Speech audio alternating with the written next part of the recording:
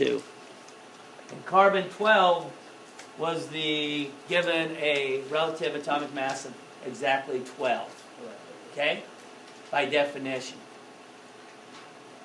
And then if something was double its weight, like magnesium is probably about double the weight of carbon, they would give its weight around 24. Okay? If it was 3 times the weight, then it would be 36 AMUs. So they related the weights of each of the elements to one another through a process, and then Stanzaleo, Cannizzaro kind of came up with that method.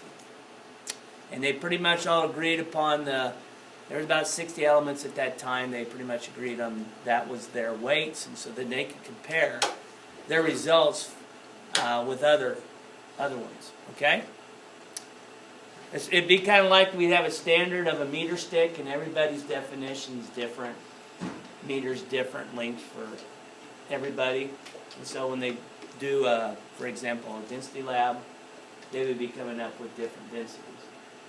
Because their meter stick, in comparison to a meter stick somewhere else, is a different length. And so they would be getting results that were different, and so they couldn't compare them. And so you have to have a standard so that you can make a comparison, and you're using all the same standard. So that's what they did. You have those notes already. Dmitri Mendeleev, he was the youngest of about 13 or 14. They're not sure how many was in the family. His dad, if you read over there on the periodic table, there's some stuff about Mendeleev on the door, and it said that his dad was a teacher.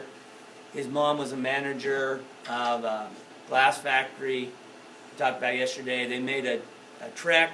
It wasn't to Leningrad, it was to St. Petersburg. And then he went to school there, found out that he was in bed, sick, for a whole year when he was in school. So you can imagine how tough it would be for you to be, now with technology and different things we have now, it would be a lot easier to be able to get information and do work at home. But then, not the case. He graduated in the top of his class. He was #1 in his class, his graduating class. So you can realize if you're away from school and sick, and the thought was he wasn't going to live very long.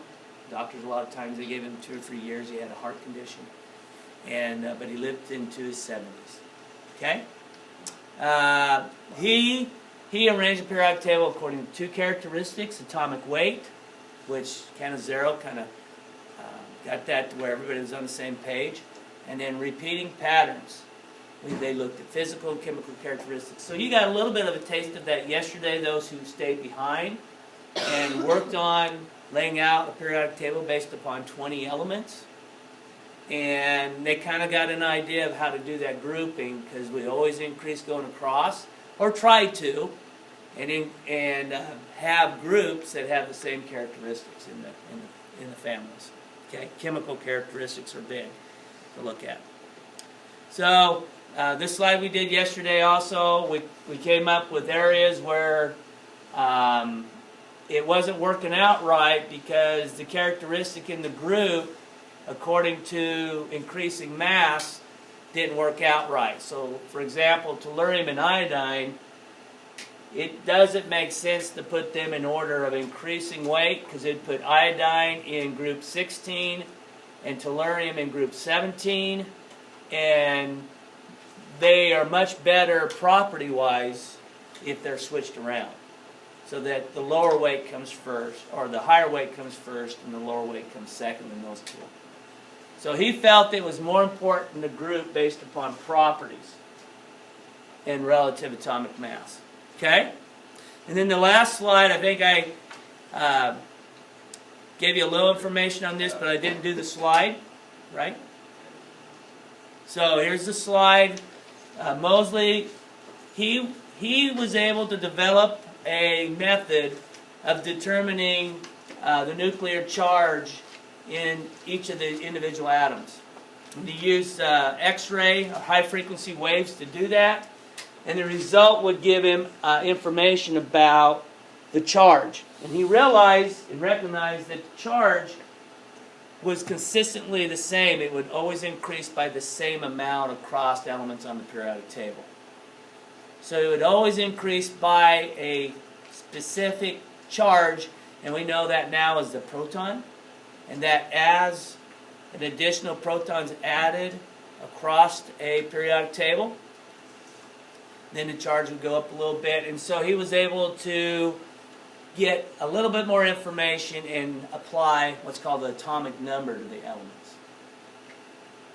So now it makes sense why iodine's where it's at and tellurium's where it's at. Because when you assign the atomic number to iodine and tellurium, they work out correctly the way according to increasing atomic number instead of atomic mass.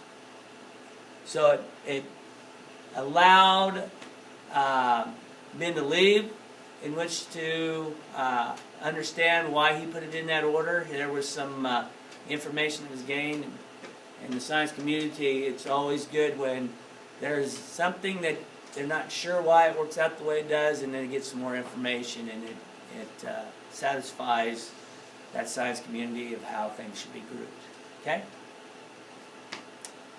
So what the plan is to give you an opportunity to practice